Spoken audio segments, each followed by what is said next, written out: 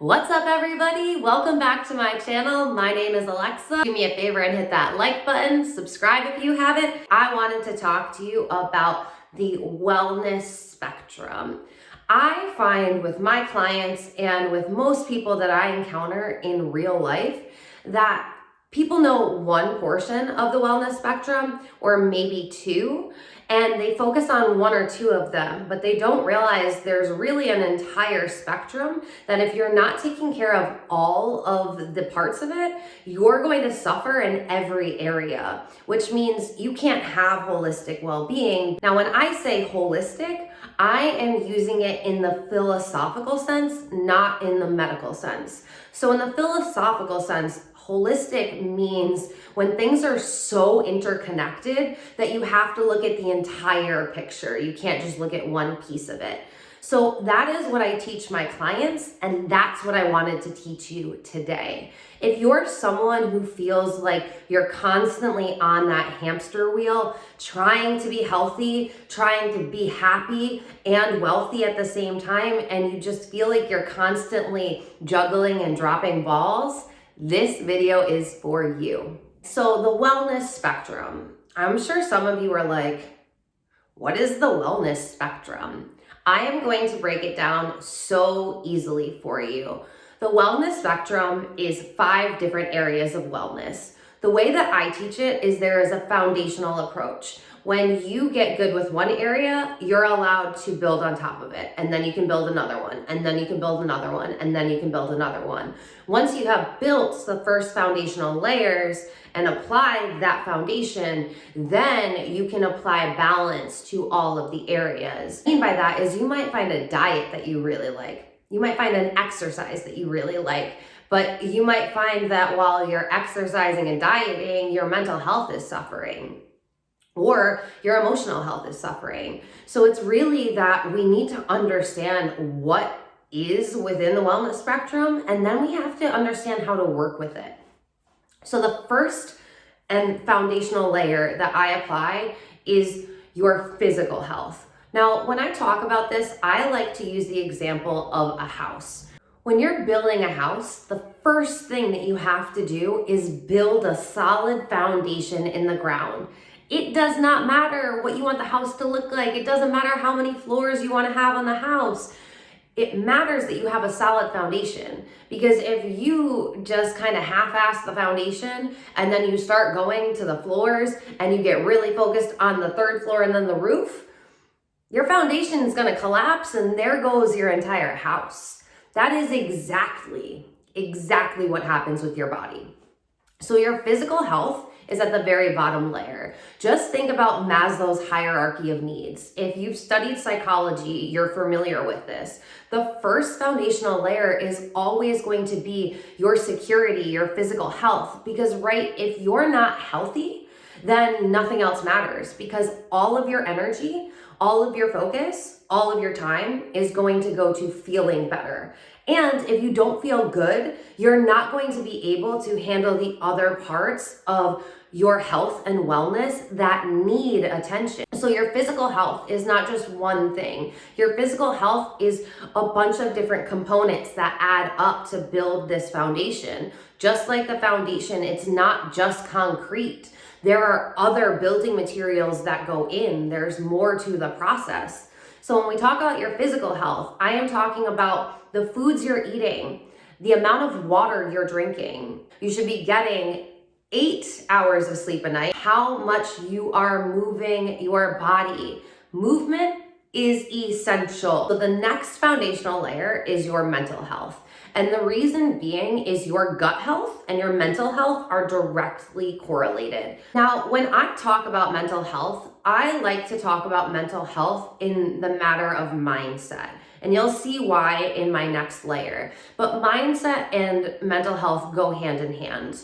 So what's going to affect your mindset and your mental health are going to be the words that you're speaking when you're speaking out loud and when you're speaking in your head.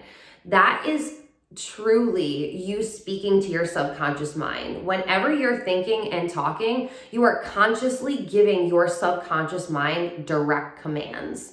So the words that you're saying to yourself in your head are going to create your reality.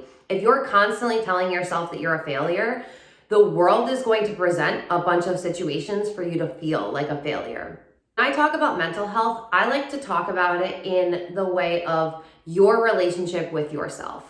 If you don't have a good relationship with yourself, you can't expect anyone else to have a good relationship with you, right? How is someone going to love you if you don't love yourself?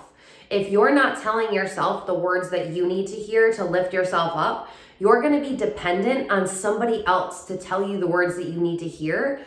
And it's not that person's job. That person doesn't have to tell you the words that you need to hear. You need to tell yourself the words that you need to hear, because you're constantly going to be disappointed by another person if you're not showing up for yourself in the way that you want them to show up for you. That's never going to happen. Everything is focusing on your energy, your frequency, and your vibration. The words that you say and speak about yourself and about your life, they carry a resonance, and that resonance is going to create the reality that you experience. So when I talk about mental health, I want you to have a good relationship with yourself. I want you to get your mindset right.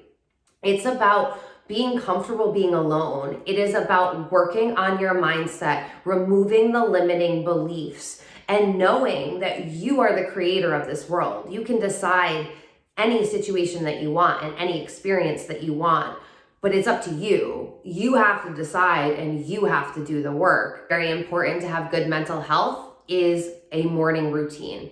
It is essential, and having a nightly routine. These are essential. You need to have time and space for yourself to get to know yourself. Implement practices that will help you start loving yourself and appreciating yourself and deciding what you want out of life and finding your clarity and purpose. The next step on the spectrum is going to be emotional health.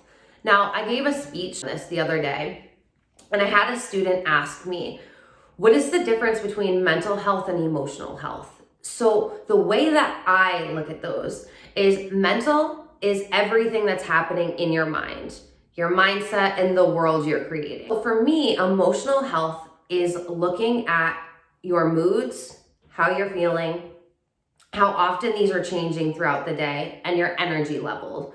When I talk about emotional health, I am talking about what you're feeling in your body. Do you have a lot of energy throughout the day? Is your energy sustainable enough to get you through the day? Are you feeling emotions throughout the day, or are you repressing feelings? Are you not feeling your feelings because you've been told you're too emotional, or you have too many feelings, or you don't want to show up as a certain type of way, so instead you're repressing your feelings? Or you're super reactive, so your mood is changing all of the time and your energy is consistently down, or is it consistently up? Your emotional health plays directly off of your mental health. So it is going to be correlated. But when you get yourself and your mindset right and you have your physical health right, then it's so much easier for you to control your moods, for you to have a sustainable energy level that can get you throughout the day. Also means looking at what's happening throughout your day to gauge, is this something that's draining my energy and pulling me away from it? Or is this something that is giving me energy and it's pulling me towards it?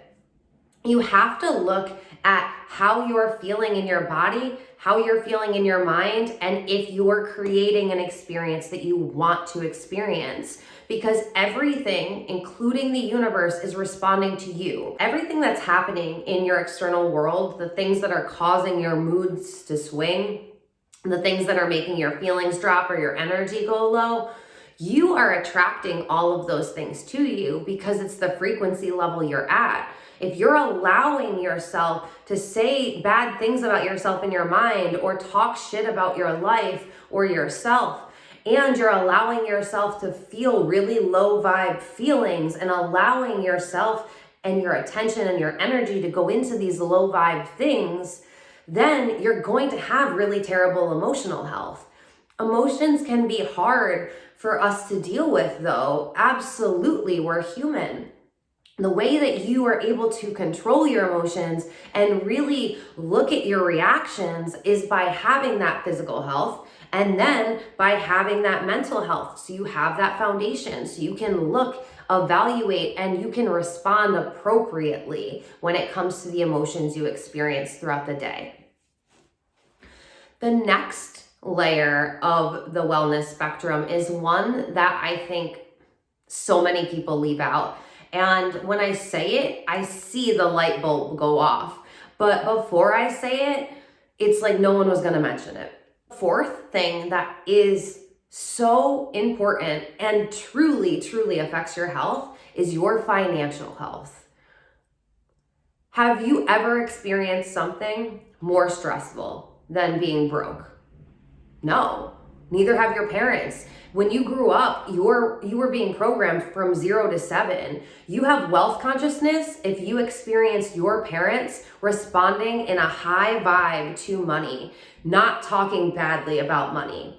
You have scarcity consciousness when you grew up hearing your parents have fear around money, and they were always saying negative connotations with money. The people that grew up with wealth consciousness, their parents are still wealthy, and they're wealthy because it's in their consciousness level. It's the level they're vibrating at. They're at an abundance frequency instead of a scarcity frequency. Conversely, though, the people that have been in a scarcity frequency their entire life are stressed out their entire life because they're dealing with money issues. And in reality, it's because those people never looked at their issue with money. They allowed their parents to create a paradigm that said that money was bad, and they went off that program their entire life, and they've suffered every moment because of that. Financial health can be looked at in two different ways. Energetics of understanding wealth consciousness, understanding the energy, frequency, and vibration of money. And then there's also the practical aspect of money. Understanding how to invest, understanding how to make money work for you, putting 10% of your money aside even when you are young and when you're barely making anything, learning how to make residual income, learning how to not trade your time for money. Because if you're trading your time for money all of the time, you're always going to be running out of time, and you're always going to feel like you're running out of money. You can't actually run out of money. That's a scarcity mindset. We're not going to go deep into that. But understand that your financial health will absolutely impact your health. So you need to look at how to get practical about money, and you need to look at the energetics of money, and you need to understand that your relationship with everything in the world, including money, creates the reality you're experiencing. So if you don't like your money situation, you need to look at your relationship with money. Last thing that we're going to add on, essentially the roof, is your spiritual health.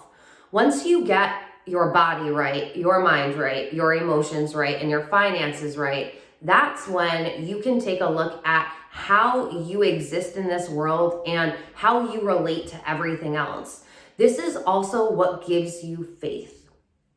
I am not saying that you have to have a certain religion to have faith. When I talk about having faith, I mean having trust and faith in the universe, and that everything is happening for your very, very best. And that the world you're experiencing is not just you being lonely. You are living the most beautiful experience. And when you have a relationship with something other than yourself, that's when you can have faith. The people that thrived throughout this pandemic were the ones that didn't believe that limiting scarcity belief story that everyone has to suffer right now. Are people suffering? Yes. Is our experience of life different now? Yes.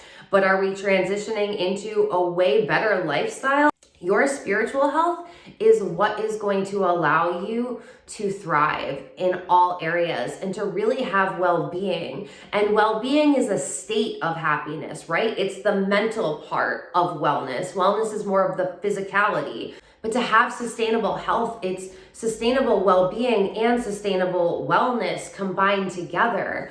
And having your spiritual relationship, having a time where you meditate and pray and you have trust and faith in the universe, you are going to experience such a different world than someone that doesn't have that faith. Without having your spiritual health, you are going to feel lonely. You're going to feel lost. You're going to feel like the bad things that are happening to you instead of for you. It's not going to allow you to live in a heart-centered place, and you're going to get stuck in your mind, and your mind is always going to run your life unless you have learned how to reprogram your mind so that it's working off of programmings that suit you. If you're still running off of the programs that your parents installed, those probably aren't suiting you. So it's really the mindset and the spiritual health that will get you past that. And it's the physical health, the mental health, and the emotional health that will help you obtain that. Everything in your life, you can change.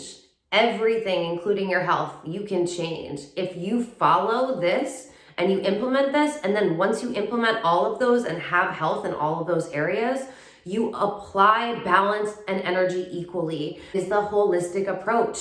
I swear by this approach, and this is my foundational approach to wellness, and this is what I teach my clients. And I teach you how to apply these principles and then take tangible habits to make it your new lifestyle, your new identity. So implement this. See how your life changes. Let me know how it goes for you. So much for hanging out with me today. Let me know in the comments which of these resonated the most with you. Until next time, I love you so much, and we'll talk soon.